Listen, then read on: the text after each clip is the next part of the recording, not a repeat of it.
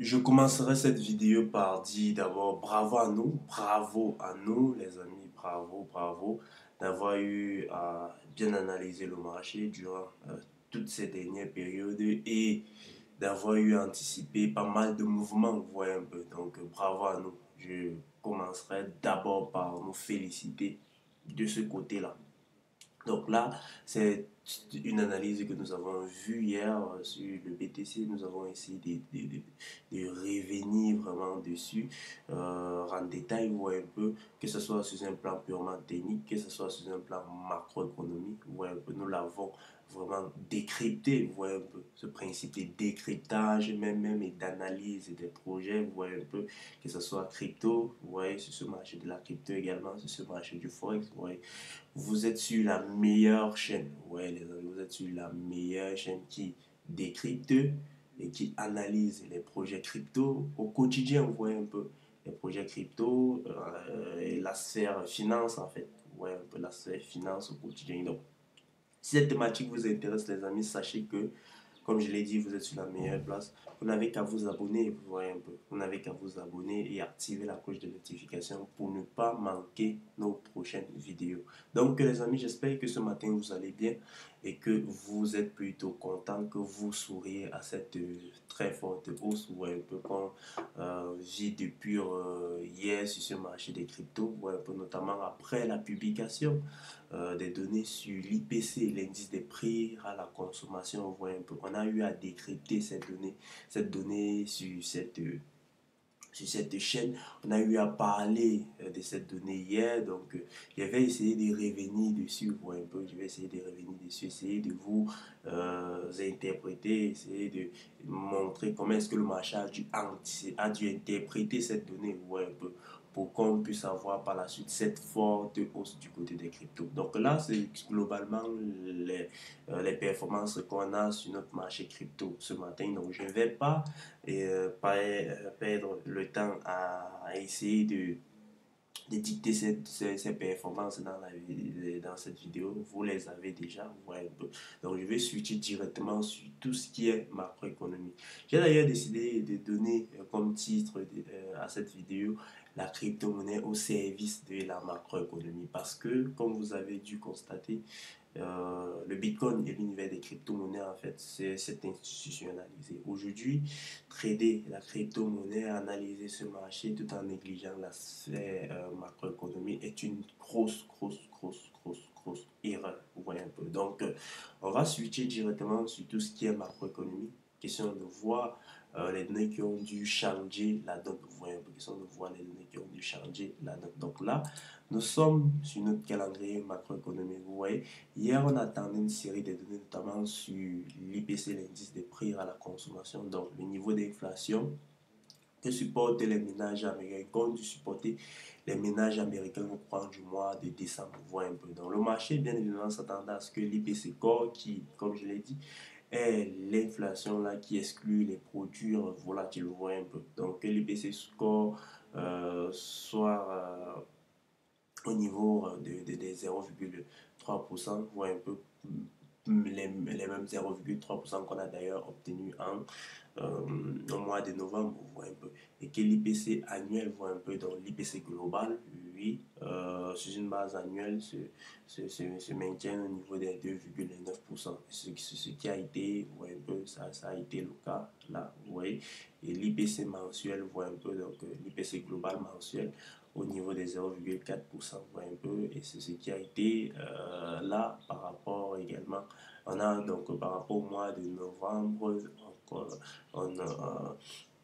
on vit une hausse légère, vous voyez un peu, mais le marché a quand même été très satisfait à la publication de ces données, tout simplement parce que le discours, voit un peu le ton qu'a dû employer les responsables de la Réserve fédérale lors de leur réunion, voit un peu de décembre, a extrêmement créé une certaine panique sur le marché, vous voyez un peu. Donc, on s'attendait réellement à ce que l'inflation remonte, voire parce qu'on connaît une forte hausse des prix au mois de décembre. D'autant plus que ce mois de décembre-là est généralement caractérisé bien évidemment par une hausse de la demande. Un peu. Donc, c'est un mois où on fait globalement les achats, vous voyez un peu, que ce soit pour les fêtes de fin d'année, et vous voyez un peu. Donc, du coup, c'est un mois où on observe généralement une hausse de la demande, ce qui peut créer une certaine pression sur les prix, vous voyez un peu. Donc, décembre, là, peut être un mois où on a généralement une légère hausse de l'inflation. Mais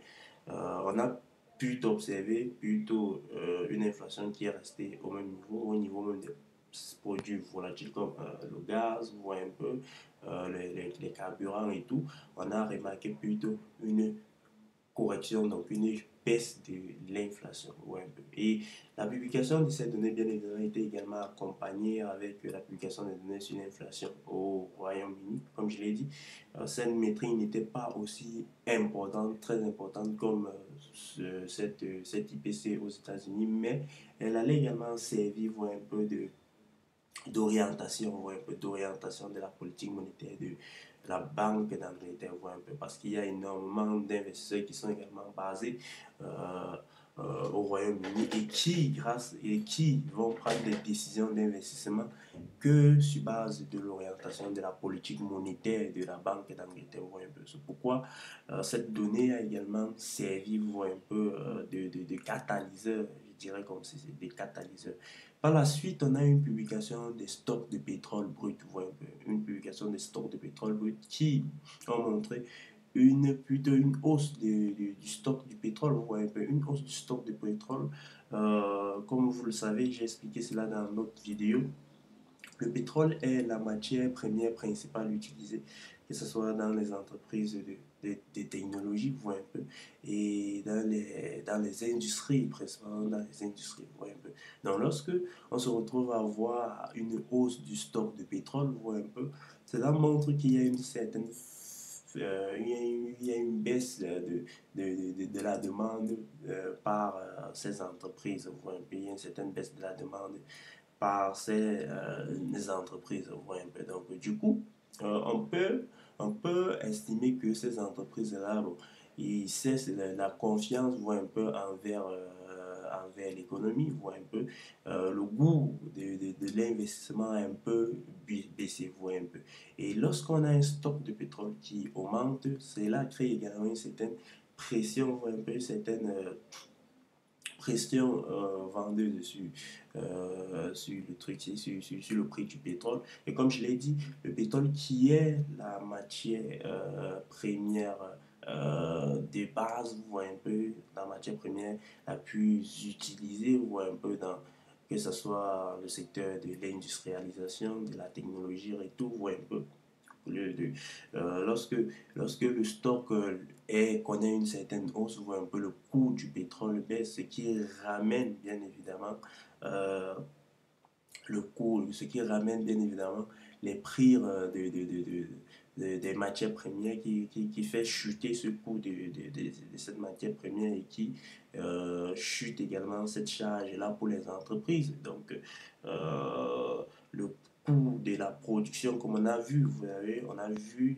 les données montrant que l'indice des prix à la production, l'IPP, on a connu une légère, vous voyez, à ce niveau, c'était mardi, on a connu une baisse, vous voyez un peu, de l'indice des prix à la production. Et c'est là est juste une confirmation de ce qu'on observe depuis avec les stocks de pétrole qui ne font que augmenter. Vous voyez, cela n'est qu'une conséquence, tout simplement parce que le pétrole devrait baisser.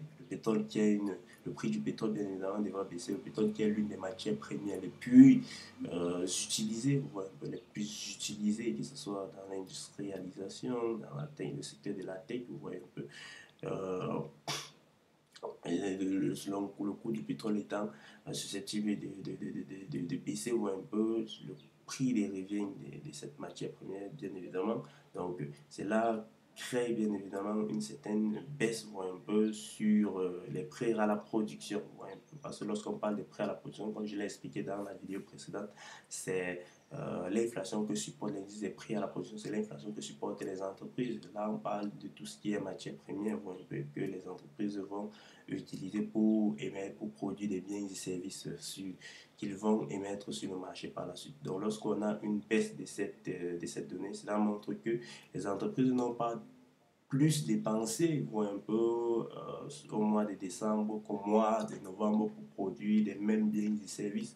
Ce qui sous-entend que on peut s'attendre qu'en janvier, un peu, les prix des biens et services là baissent légèrement sur le marché. Un peu. Donc, c'est pourquoi le marché a été extrêmement stimulé depuis mardi lorsqu'on a eu l'indice des prix à la production qui a montré une certaine baisse, une certaine chute en, en décembre et qu'aujourd'hui on a eu des données montrant que l'inflation est plutôt sur une pente descendante aux États-Unis. Donc ce sont ces données macroéconomiques qui ont créé en réalité cette forte flambée des prix. Vous voyez un peu, c'est vrai que sur un plan purement technique, comme je le dis chaque jour, l'idéal c'est de trouver le juste milieu entre cette approche fondamentale et cette approche technique. Vous voyez un peu, c'est vrai que sur un plan purement technique, on voit déjà une certaine configuration qui nous est familière. Vous voyez un peu, donc on va switcher directement sur ce plan purement technique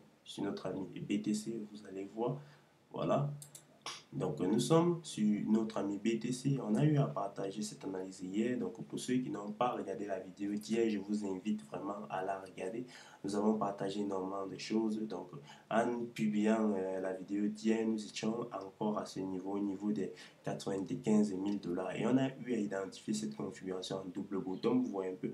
Et on vous a bien évidemment dit à quel point il fallait généralement revenir, stopper, chercher tous ces stops, vous voyez un peu, la chasse au stop dans le but de créer des forts mouvements aussi par la suite.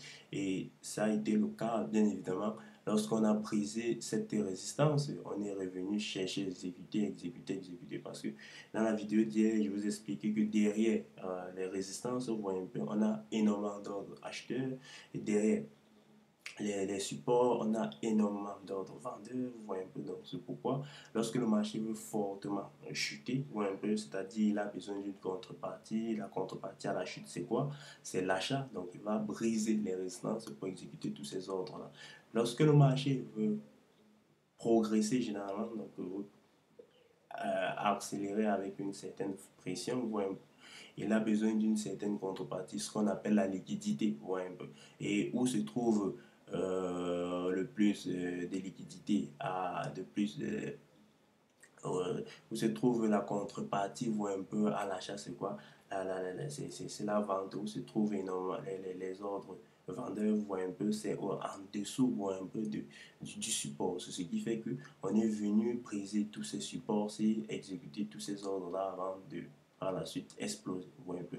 On avait cette configuration bien évidemment double bouton qu'il fallait également identifier. Elle était également visible sur notre RSI. Regardez, sur notre RSI, on a bien dit on pouvait revenir légèrement comme ceci avant de frapper. Vous voyez un peu, donc en cas de cassure comme ceci, vous voyez la flèche indiquer cette cassure. En cas de cassure comme ceci, on peut revenir légèrement frapper sur la ligne de cours. Vous voyez un peu. Et il faut savoir que, comme je l'ai dit également dans cette vidéo, il faut entraîner vos yeux à identifier ces configurations. Elles ne sont toujours pas parfaites comme ce que vous pouvez les avoir dans les livres. Vous voyez un peu. C'est pourquoi il faut les encourager tout en regardant les graphiques tous les jours. Vous voyez un peu. Et tout en sachant que les pullbacks ne vont pas toujours être réalisés. Ouais, les pullbacks ne vont pas toujours être réalisés. Donc il faut s'attendre parfois à ce que le mouvement soit extrêmement violent. Vous voyez un peu. C'est pourquoi on demande toujours d'exécuter une certaine partie de sa position. Vous voyez un peu. Et en attendant peut-être le marché, voir comment il va réagir pour par la suite exécuter une autre partie. Donc si vous exécutez une première partie, peut-être 50% de votre position, là le marché accélère, ok, vous êtes de la partie. Mais si vous exécutez 50%, on observe un certain pullback qui revient tester la zone, la ligne de coup, qui revient tester cette ligne de coup, vous voyez un peu un pullback qui revient comme ceci. Vous pouvez exécuter les 50 autres pourcents là dans le but d'accompagner le mouvement. Comme je l'ai dit, nous attendons bien évidemment ce que si le Bitcoin arrive dans cette zone des 103 000 dollars ou un peu avant de connaître une certaine correction. Donc, c'est ce à quoi nous nous attendons bien évidemment, ce que le Bitcoin arrive vraiment dans cette zone-ci. Parce que nous sommes dans cette configuration-ci, en triangle pour certains, ou en drapeau, vous voyez un peu, ou en drapeau pour certains. Donc, là, c'est ce que nous pouvons dire sur tout ce qui est purement technique sur notre ami BTC, vous voyez un peu. On va switcher directement sur la dominance de notre ami BTC. Vous allez voir qu'on a de ce côté une légère chute de la dominance du BTC, vous voyez un peu, au profit des altes, vous voyez. Donc, cette reprise ici a été beaucoup plus importante du côté des altes que du côté du BTC. Donc, c'est ce que cela traduit tout simplement. Donc, du côté de la dominance de notre ami BTC, vous voyez, nous étions dans cette structure-là. Vous voyez, nous étions dans cette structure. Et depuis un bon bout de temps, nous vous avons présenté nos anticipations. Nous nous attendons bien évidemment à ce que le marché revienne dans cette zone. Vous voyez un peu, donc, cette zone qui représente le dernier high. Donc, le dernier plus haut avant que la dernière bougie baissière, avant le mouvement baissier, la dernière bougie haussière avant le mouvement baissier, un peu. Mais ce qu'on est en train de voir, c'est que le marché est plutôt n'est pas revenu dans cette zone. Vous voyez, et regardez, on a brisé d'abord ce précédent plus haut un peu. Et lorsqu'on chute comme ceci montre tout simplement que ceci correspond à une chasse au stop. Vous voyez un peu. Donc, lorsque on brise ces derniers plus hauts, regardez, on a brisé ces derniers plus hauts et par la suite, vous voyez, toute cette zone-ci là représentait pratiquement une chasse au stop parce qu'on est revenu totalement là, vous voyez un peu, on est revenu totalement en dessous là et maintenant on a brisé le dernier plus bas. Regardez à ce niveau, on a brisé le dernier plus bas. On a brisé le dernier plus bas. Donc, bien évidemment, on va suivre cette ligne de tendance. C'est cette ligne de tendance-là qui va nous servir vraiment de confirmation d'une certaine chute de cette dominance. On voit un peu dans tout ce que nous souhaitons, c'est d'avoir une chute de cette dominance, bien évidemment, au profit des altes. Donc, cette telle saison que nous attendons depuis, un peu, nous l'attendons vraiment depuis. Donc, l'idéal serait pour nous d'avoir vraiment cette chute de cette dominance au profit des altes. Regardez au niveau des moyennes mobiles, nous sommes repassés en dessous des moyennes mobiles, ce qui est une très bonne chose. Regardez au niveau du RSI, on a une très belle configuration au niveau du RSI. On est repassé en dessous de la zone de neutralité. Vous voyez un peu, on a fait un petit rebond là et l'idéal serait de par la suite connaître cette forte accélération baissière, vous voyez un peu, et briser cette ligne des tendances. Donc, l'idéal, c'est de briser des lignes de tendance. Vous voyez un peu. Donc, voilà ce à quoi nous nous attendons globalement sur tout ce qui est dominance de notre ami BTC. Vous voyez un peu. Donc, on va terminer cette vidéo en switchant sur la capitalisation boursière des A, le total 3 que nous analysons depuis un bon bout de temps. Donc, pour ceux qui ne savent pas ce que c'est que le total 3, sachez que le total 3 sur TradingView, c'est cette valorisation du marché qui exclut bien évidemment le, qui exclut le top 10 ou un peu qui exclut le top 10 des cryptos. Donc tout ce qui est BTC, tout ce qui est Ethereum, tout ce qui est XRP, tout ce qui est Dogecoin, vous voyez un peu, donc elle représente vraiment les altes, vous voyez un peu les cryptos en moyenne et à faible capitalisation, vous voyez un peu à petite capitalisation et à très faible capitalisation. Donc c'est ça le total 3, cette capitalisation, cette valorisation du marché qui représente bien évidemment les altes, vous voyez un peu. Donc on était dans cette configuration, vous voyez, on était dans cette configuration et j'ai eu à parler bien évidemment de cette cassure aussi dans la vidéo précédente, la vidéo hier. Si vous ne l'avez pas regardé, les amis, je vous invite vraiment à la regarder. Donc j'ai parlé de cette cassure-ci, cette fameuse chasse au stop. Vous voyez un peu, on est revenu là, rechercher les stops et tout. Par la suite, on explose. Vous voyez, on était dans cette configuration, regardez, en triangle. Et j'ai bien parlé de cette cassure-ci, qu'on pouvait assister à un petit retour comme ceci sur cette zone parce qu'on avait un support là, vous voyez. Et je suis en train de remarquer qu'on a sûrement eu à voir quelque chose de pareil. Parce que là, regardez, on a eu un marché là qui est revenu comme si légèrement là. Donc, vous voyez que avant d'exploser par la suite, donc on a par la suite d'exploser comme ceci. Et bien évidemment, je parlais d'un RSI qu'il fallait qu'on brise cette zone de neutralité, vous voyez, et cela a été fait, on l'a brisé avec énormément de force, donc on est sur une très belle dynamique jusqu'à présent. Donc, du côté des moyennes mobiles, vous voyez, on est juste passé au-dessus des moyennes mobiles, c'est limpide, on observe maintenant une certaine reprise au niveau des, vous voyez, les moyennes mobiles qui veulent déjà s'inverser, c'est une inversion au niveau des moyennes mobiles, vous voyez, donc, au niveau du RSI, bien évidemment, on est repassé au-dessus. Donc, on pourrait avoir les jours à venir peut-être un petit retour dans cette zone de neutralité comme ceci, ou dans le but d'exploser. Cela va correspondre bien évidemment à ce retour sur cette résistance parce qu'on avait cette forte résistance à ce niveau. Vous voyez, le marché a vraiment tenu tête ici, là. Pour par la suite chuter, on est revenu briser cela avec plus de force. Donc, on pourrait revenir éventuellement dans cette zone, ouais, un peu pour prendre plus de force et aller maintenant chercher des niveaux vraiment intéressants, ouais, un peu. Et cela correspondrait bien évidemment à un petit retour du RSI dans cette zone de neutralité pour par la suite accélérer vraiment vers des niveaux intéressants. Donc les amis, c'était tout pour cette vidéo. J'espère que vous l'avez aimé. Si c'est le cas, n'hésitez pas de la liker. Si vous avez des questions, posez-les en commentaire. Si vous avez apprécié la vidéo, laissez votre avis en commentaire, les amis. Comme vous le savez, il n'y a pas de sponsor derrière cette chaîne. Nous sommes à 100% transparents avec vous. Donc, vous êtes notre plus grande motivation, les amis. Donc, n'hésitez pas à partager la vidéo avec vos différents amis qui s'intéressent à ce marché de la crypto, voyez un peu. Et tout ce que nous vous souhaitons, c'est de passer une très belle journée et surtout protéger votre portefeuille, les gars. Protégez votre portefeuille.